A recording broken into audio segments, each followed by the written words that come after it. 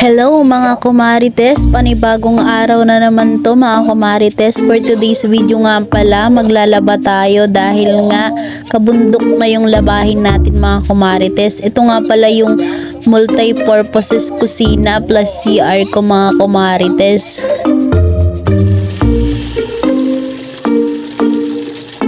Magsisimula na nga tayo maglaba mga kumarites. Napaka-thankful ko nga din talaga mga kumarites dahil nga nakapundar ako noon ng washing machine nung nagtatrabaho pa tayo mga kumarites.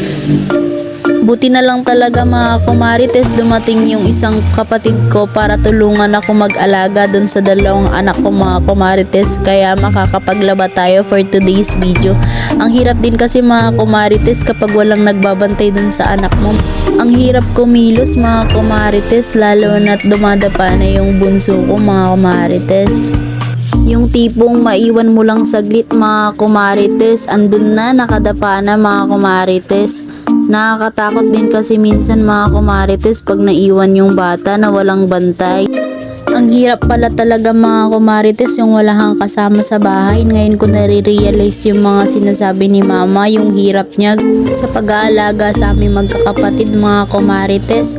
Ngayon ko nga na-realize lahat ng mga sinabi sa akin ni mama at saka yung mga hirap niya ngayong nagkapamilya na rin ako mga kumarites. Di pa nga ako tapos maglaba mga kumarites, yung anak ko gising na. Tinawag na nga pala ako nung isang kapatid ko dyan mga kumarites dahil nga nagising na yung bunso ko at saka bibihisan ko muna siya dahil nagpoop siya. Buti na lang talaga mga kumarites, nandito yung dalawang kapatid ko tuwing Sabado at Linggo para samahan kaming mag-ina. Pero syempre binibigyan ko rin sila ng pambaon nila kahit papano mga kumarites.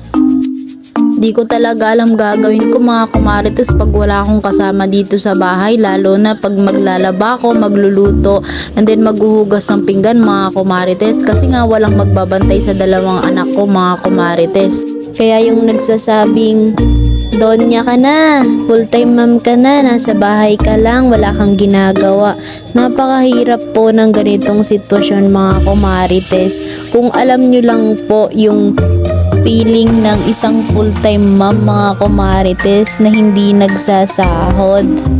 Walang day off, wala nang oras mag-ayos sa sarili, at madalas hindi na rin siya makagala mga kumarites. Akala ko noon nagrereklamo lang si mama tuwing sinasabi niya tong mga gantong bagay, pero ngayon ko lang na-realize na tama pala lahat ng sinasabi niya mga kumarites. Eto pala yung pinakamahirap na trabaho mga kumarites, yung maging isang full-time mom. Kaya sa mga katulad kong full-time mom mga kumarites, laban-laban lang, fight-fight lang mga kumarites, kaya natin to. Darating din yung panahon mga kumarites na magagawa na din natin yung mga gusto nating gawin pag malalaki na yung mga anak natin mga kumarites. At matutulungan na din tayo sa gawaing bahay mga kumarites. Kaya sa katulad kong full-time mom dyan, tiis-tiis lang mga kumarites. Kaya sa gaya kong full-time mom dyan mga kumarites, tandaan nyo palagi na ang isang pagiging full-time mom ay isa sa pinakamahirap na trabaho. Kaya sa mga mister dyan, always love your partner.